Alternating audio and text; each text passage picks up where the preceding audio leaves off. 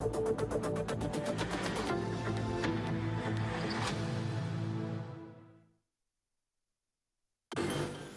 la une de l'actualité, 13 tentatives de fraude des tests Covid-19 décelées au Burkina Faso.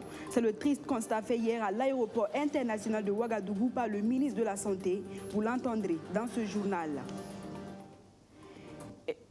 Et puis, les acteurs du sous-secteur minier étaient en conclave hier à Ouagadougou pour tracer les sillons d'un assainissement de ce secteur qui emploie près de 4 millions de Burkinabés. Voilà pour le sommaire. Mesdames et messieurs, bonjour. Merci de nous suivre. Dans exactement 3 jours, le 35e sommet de l'Union africaine s'ouvrira à Addis Abeba en Éthiopie. En prélude à cette rencontre, les chefs d'État de la CEDEAO étaient en session extraordinaire par visioconférence. L'idée étant d'harmoniser les positions des pays de l'espace CEDEAO sur le choix des hommes à placer à la tête de l'Union africaine. Le ministre en charge des Affaires étrangères, Alpha Bari, nous donne plus de détails. Il est principalement question d'harmoniser les candidatures de la CEDEAO.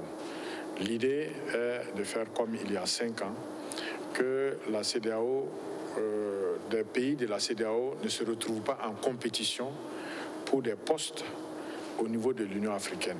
À la fin des échanges, les chefs d'État ont pu donc harmoniser leurs positions sur la base d'un esprit de solidarité. Donc on peut considérer que les chefs d'État sont tombés d'accord pour le pays qui va occuper la prochaine présidence en exercice de l'Union africaine, puisque vous savez, la présidence en exercice de l'Union africaine tourne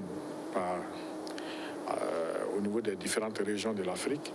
Et en 2022-2023, ce sera le tour de l'Afrique de l'Ouest. Et il était important que l'Afrique de l'Ouest s'entende sur qui va occuper ce poste de la présidence en exercice de l'Union africaine. Il y avait une autre question à l'ordre du jour qui concernait les réformes institutionnelles de la Commission. C'est le débat que vous connaissez, qui est un débat ancien. La CEDEAO, c'est 15 États et c'est 15 commissaires, chaque commissaire représentant un État. Le débat, c'est que pour une question de rationalisation des budgets, il faut ramener ce nombre-là, il faut le réduire ou pas. Donc la question avait fait rage il y a quelques années. Et elle est revenue encore sur la table. Et donc, il s'agissait de voir quelles réformes on va faire pour que le budget de la CEDEAO soit soutenable pour les activités d'intégration. Mais ici, on ne peut pas dire qu'il y a une conclusion. Il y a un travail qui va se faire, qui va continuer avec le président en exercice, qui va proposer des schémas permettant donc de réduire les budgets, notamment en termes de dépenses au niveau de notre institution commune. La CEDEAO a décidé de mettre en premier plan le poste de commissaire aux affaires politiques, paix et sécurité. Comme vous savez, il y a eu des réformes au niveau de la CEDEAO. Il y avait avant un commissaire aux affaires politiques qui était occupé par notre sœur Minata Samaté et un poste de commissaire paix et sécurité qui était occupé par l'Algérien Ismaël Chergui. Donc désormais, nous avons un poste de commission affaires politiques, paix et sécurité. Et donc, la CEDEAO a décidé de privilégier ce poste-là comme objectif principal. Et c'est le candidat du Nigeria qui a été retenu par la CEDEAO pour représenter l'Afrique de l'Ouest à ce niveau-là.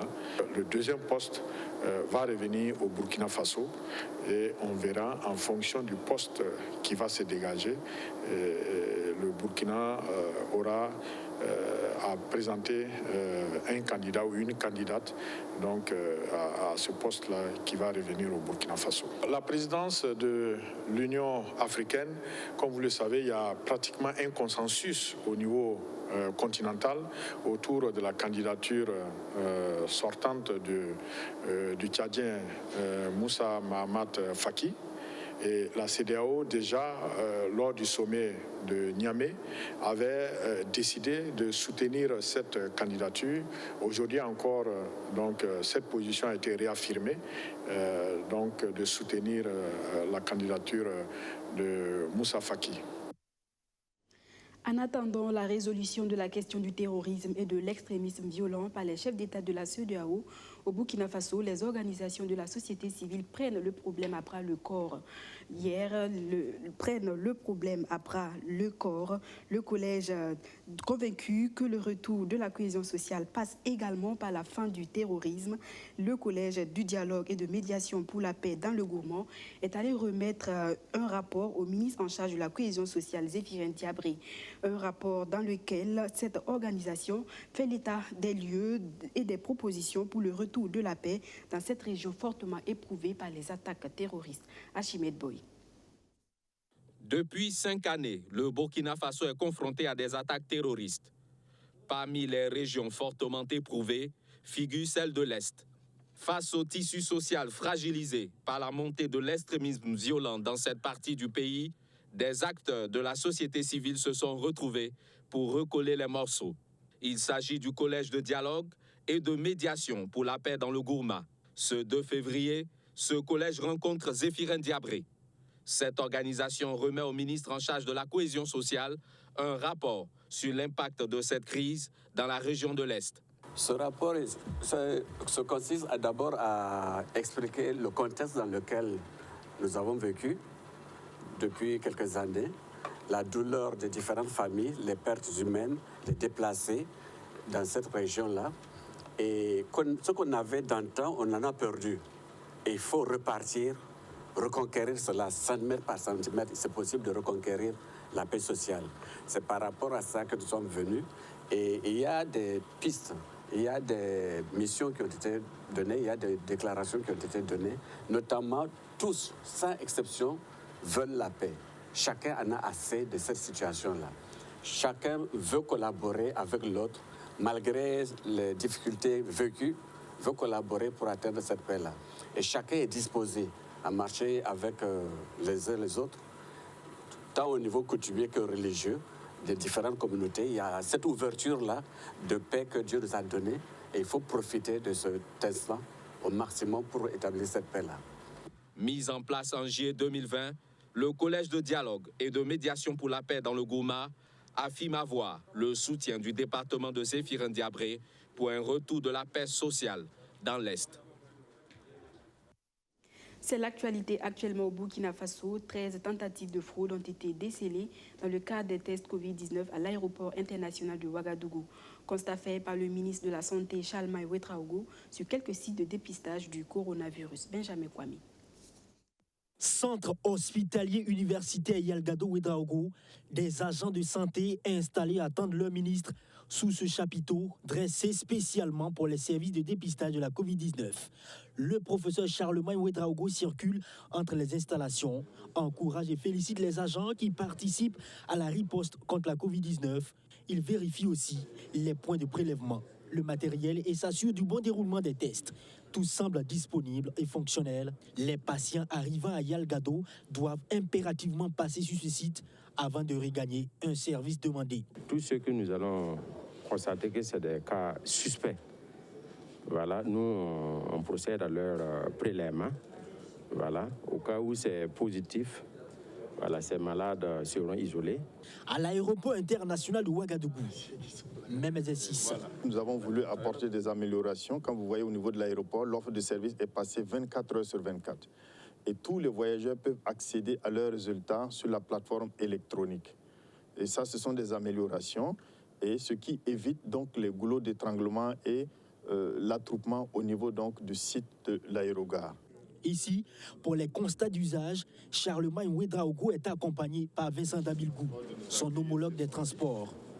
On note à ce niveau 10 postes d'enrôlement des voyageurs. Et une fois que le voyageur en fait est rentré dans la salle de perception, il s'est acquitté de son frais de réalisation de la PCR.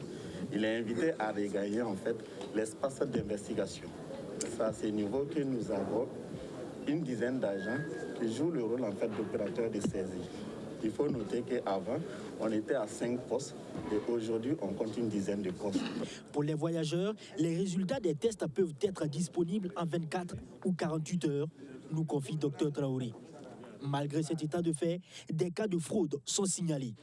12 voyageurs ont été épinglés pour cas de fraude sur les tests Covid grâce à cet appareil. Ces cas de fraude ont été donc portés à la connaissance du procureur du Faso, qui actuellement est en train de faire son travail. Une fois que ces personnes sont épinglées, le procureur et son dispositif sont informés et il leur reste maintenant, il leur appartient de poursuivre ou de ne pas poursuivre. Et même ce matin, une personne a été interpellée. Cette pratique qui peut être dangereuse pour de nombreuses personnes. Une invite est ainsi lancée à l'endroit des voyageurs. Aux voyageurs de ne pas passer par de courts chemins pour obtenir des résultats frauduleux, mais de se présenter au niveau des différents points que nous avons visités ce matin.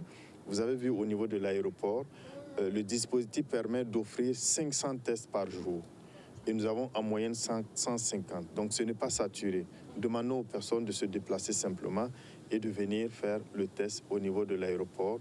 Charlemagne Ouedraogo et Vincent Dabilgou au terme de cette visite au centre médical urbain de la Padoa. Et après échange avec les agents, rassurent que les moyens techniques seront déployés davantage pour améliorer les gaps à combler. Des tentatives de fraude de tests Covid-19 décelées au Burkina Faso. Pendant ce temps, en France et en Allemagne, on passe à une autre étape. Paris et Berlin veulent administrer le vaccin à tous les citoyens adultes le 22 septembre prochain. Pour y parvenir, les grands laboratoires européens vont accélérer la production de doses de vaccins. Emmanuel Macron a assuré que tous les Français adultes pourront se faire vacciner d'ici la fin de l'été, soit le 22 septembre. Juste après avoir réuni les grands labos français et européens pour leur demander d'accélérer la production de doses de vaccins, le chef de l'État français a voulu clarifier les prévisions de vaccination. La France s'aligne en ce sens sur l'Allemagne, de même que sur l'utilisation du vaccin AstraZeneca réservé aux personnes de moins de 65 ans. L'Autriche et la Pologne ont émis la même recommandation, même si l'autorité européenne de régulation des médicaments a approuvé le vaccin pour tous les adultes, quel que soit leur âge. La chancelière allemande Angela Merkel s'est dite par ailleurs ouverte sous condition à l'idée d'utiliser dans l'Union européenne le vaccin russe Sputnik V, après la parution de résultats scientifiques positifs sur son efficacité à près de 92%. J'ai parlé au président russe à ce sujet, dit-elle. Aujourd'hui, nous avons également lu de bonnes données concernant le vaccin russe. Tous les vaccins sont les bienvenus dans l'Union européenne, mais seuls ceux pour lesquels l'autorité européenne des médicaments aura fourni les données nécessaires seront approuvés. Les 40 000 premières doses de vaccins russes sont arrivées mardi en Hongrie. C'est le premier pays de l'Union européenne à l'avoir autorisé. Alors qu'au Royaume-Uni, des tests sont en cours pour détecter de nouvelles modifications génétiques du Covid-19 qui ont été qualifiées d'inquiétantes. En attendant, les restrictions sanitaires restent les seules armes à disposition des gouvernements. Aux Pays-Bas, malgré les récentes émeutes, le Premier ministre Mark Rutte vient d'annoncer un prolongement de la plupart des mesures de lutte contre le Covid-19, et ce jusqu'au 2 mars. Il a toutefois confirmé une réouverture des écoles primaires et des garderies à partir du 8 février, ainsi que la possibilité, dès le 10 février, de vendre à emporter pour les magasins dits non essentiels, fermés depuis décembre. Retour chez nous au Burkina Faso avec cette formation organisée par le ministère en charge des Transports au profit de ses membres. Pour une meilleure organisation du secteur et une meilleure collaboration, les transporteurs seront outillés sur la gestion administrative, comptable et financière. La formation en question devrait mettre de l'ordre dans le secteur. Elle entre dans le cadre du projet d'appui à la modernisation du secteur des transports et la facilitation du commerce. Luc Pacbelguem. L'inefficacité des systèmes de transport est indexée comme l'un des principaux points de blocage au développement des économies africaines. En Afrique subsaharienne comme au Burkina Faso, La faible productivité de l'industrie du camionnage et les distorsions des règles de la concurrence entre les prestataires de services sont parfois citées. Le ministère des Transports, de la Mobilité urbaine et de la Sécurité routière, avec l'aide de ses partenaires, a initié une série de formations dans les régions du Burkina Faso et la session de formation des opérateurs de l'industrie du transport de marchandises de Ouagadougou marque la fin de cette série. Aujourd'hui, quand on parle de fixation des coûts de transport, ce n'est pas donné à n'importe qui. Il faut bien que vous qui êtes dans le secteur, vous puissiez davantage comprendre quels sont les rouages pour pouvoir travailler à fixer des prix qui puissent être avantageux pour vous. Il y a également qu'aujourd'hui, de plus en plus, nous travaillons dans un secteur où c'est des relations contractuelles qui se tissent. Alors, il faut bien qu'on puisse vous outiller pour que vous puissiez savoir comment vous travaillez à formaliser un contrat gagnant-gagnant. Donc nous allons pouvoir, dans un langage assez simple, vous outiller pour vous permettre davantage de vous organiser et mieux comprendre qu'est-ce qu'on entend par gestion administrative, comptable et financière de vos entreprises. La formation qui est prévue sur 2 jours entre dans le cadre du projet d'appui à la modernisation du secteur des transports et la facilitation du commerce. Nous sommes dans un secteur qui évolue assez vite, où aujourd'hui, il faut prendre en compte ce qui se passe dans les autres pays pour pouvoir naturellement intégrer dans le fonctionnement de nos entreprises de transport. Et nos transporteurs qui n'ont pas l'occasion de sortir tous pour voir ce qui se passe, nous avons la responsabilité, en tant que justement ministère en charge de ce secteur-là, de travailler à collecter toutes ces informations et pouvoir leur porter à leur attention afin qu'ils puissent tirer le maximum d'avantages. Le renforcement des connaissances et compétences d'un vivier d'acteurs privés que sont les chargeurs, les transporteurs et les transitaires dans les domaines du transport et de la logistique inter-État peut leur permettre de s'adapter aux mutations de l'environnement des transports internationaux et d'améliorer leurs prestations de l'avis des organisateurs. Il est évident que le secteur des transports participe au développement du Burkina Faso, les sciences aussi, mais l'opinion publique semble l'ignorer. Le CAPES, le Centre d'analyse des politiques économiques et sociales, s'est fait le devoir de le rappeler aux uns aux autres. Une conférence publique sur les enjeux des sciences, des technologies et de l'innovation dans le développement du Burkina Faso a été organisée ce 2 février à Ouagadougou en présence de Abdou Aziz Sari. Face aux étudiants venus de diverses universités, 2 grands scientifiques burkinabés. Lassina Zerbo, secrétaire exécutif de l'Organisation du traité d'interdiction complète des essais nucléaires (OTIS), et le professeur Frédéric Ouattara, astrophysicien. Avec des exemples à l'appui, ils tentent de répondre aux préoccupations de l'assistance qui veut savoir comment faire de la science et de l'innovation un accélérateur du développement du Burkina Faso. Pour le secrétaire exécutif de l'OTIS, le gouvernement doit joindre la science à ses actions. C'est en cela que la participation de la science au développement du pays sera une réalité. Il faut que tout ce que nous faisons ait une base scientifique. Parce que la science, parce qu'elle est exacte, les gens sont obligés d'être d'accord. Et c'est ça qui a amené le concept d'ailleurs de la science et de la diplomatie. Il faut que les gouvernements aient des conseillers scientifiques dans toutes les missions diplomatiques où nous traitons de la science, la sécurité. À la FAO, à Rome, à Genève, à Vienne et aussi au niveau de l'Union africaine. C'est important. Il ne faut pas laisser les diplomates seulement aller pour discuter des questions scientifiques où on doit mettre les politiques de développement scientifique et technologique de l'Afrique. Il faut qu'ils aient, de la même manière qu'on a un conseiller diplomatique, il faut qu'on ait un conseiller scientifique. Et ça, c'est important. Selon Lassina Zerbo, les pays qui maîtrisent les sciences et la technologie réussissent. Mais il se veut clair, l'importance des sciences et des technologies n'est pas seulement pour le développement. Elle est encore plus pour la sécurité, surtout dans ce contexte marqué par des attaques terroristes. Si vous écoutez le dernier discours du président Obama à l'Académie des sciences américaine, il a parlé plus de la recherche pour la sécurité. Parce que c'est de ça qu'il s'agit dans certains pays. Le Burkina ne doit pas être en reste, l'Afrique ne doit pas être en reste. Nous parlons de développement, mais on peut faire le développement que quand il y a la paix. Et donc il faut que notre recherche aussi soit associée aux problèmes de sécurité que nous avons. Et on parle du professeur Ouattara qui parle de l'espace, des nanosatellites. Il y a l'utilisation aussi de ces nanosatellites pour la sécurité. Et il faut qu'on y pense. Parce qu'avec le digital, la révolution digitale, la 4e révolution industrielle, on ne peut pas se permettre d'aller à petits pas. Il faut que nous fassions des grands bonds. L'astrophysicien Frédéric Ouattara félicite le gouvernement engagé dans la réalisation de lycées scientifiques dans toutes les régions du Burkina Faso. Mais il pense qu'il doit aller au-delà. Malheureusement, dans les scientifiques burkinabés, de moins en moins, il y a ceux qui font de la programmation scientifique.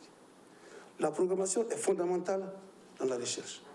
Donc, il va falloir qu'on regarde dans nos programmes d'enseignement, dans les UFSC et technologies, de mettre l'accent sur la programmation scientifique, afin que les enfants puissent avoir les backgrounds nécessaires pour faire justement les Haïti dont parlait le docteur Zerbo. Cette conférence publique est une initiative du CAPES, Centre d'analyse des politiques économiques et sociales.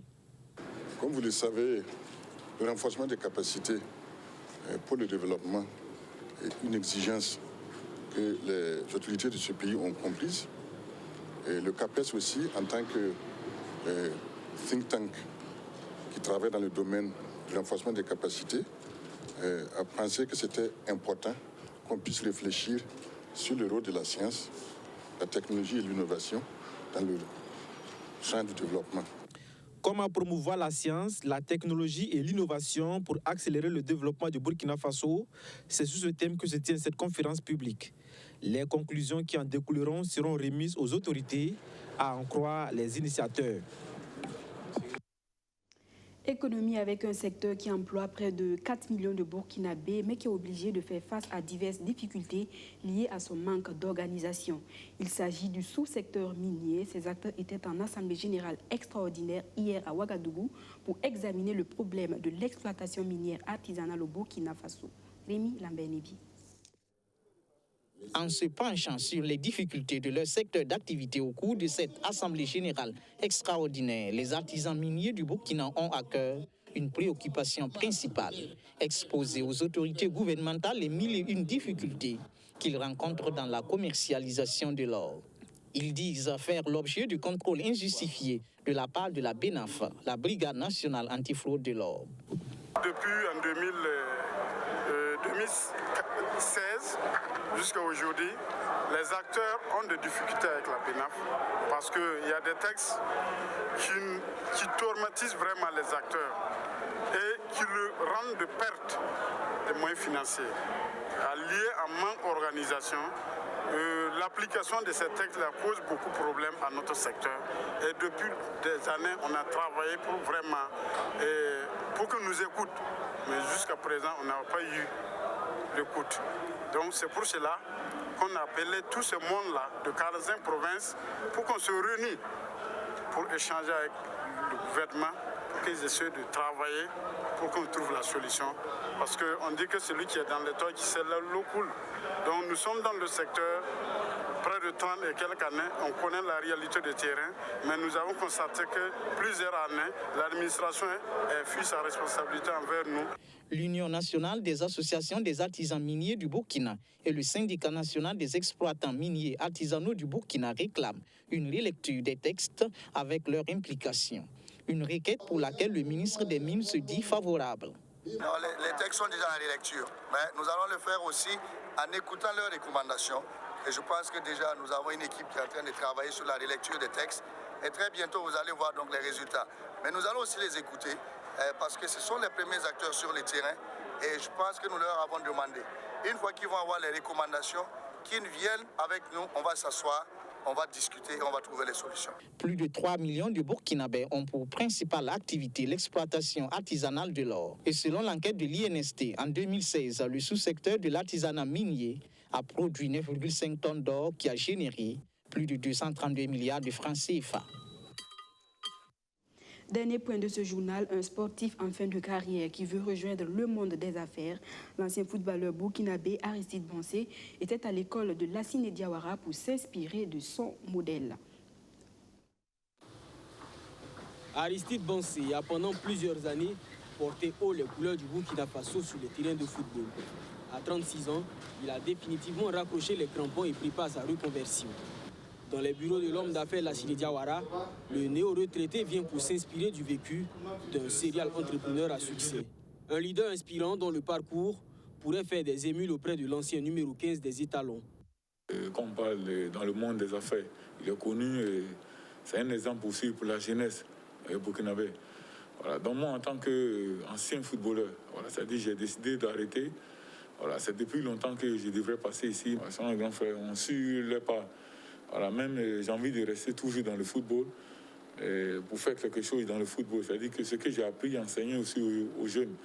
Voilà, donc on a toujours besoin de ces bénédictions. De son côté, Lassine Diawara se réjouit que son parcours et ses succès inspirent des jeunes qui ont déjà beaucoup apporté à la nation. Il dit être disponible pour accompagner l'ancien attaquant des Étalons à réussir sa reconversion. Moi, en tant qu'entrepreneur, homme d'affaires, je lui dis que le football, quelque part, à ce stade, quand on a fini sur les terrains, le côté business peut commencer, mais dans le sens noble du terme.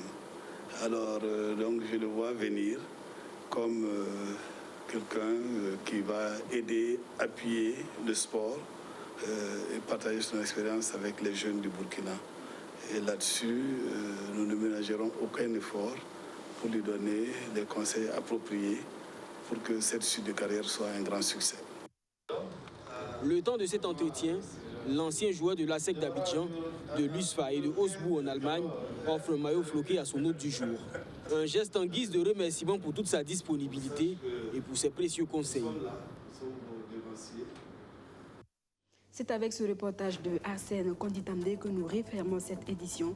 Merci à tous de nous avoir suivis et à demain pour un autre point de l'actualité.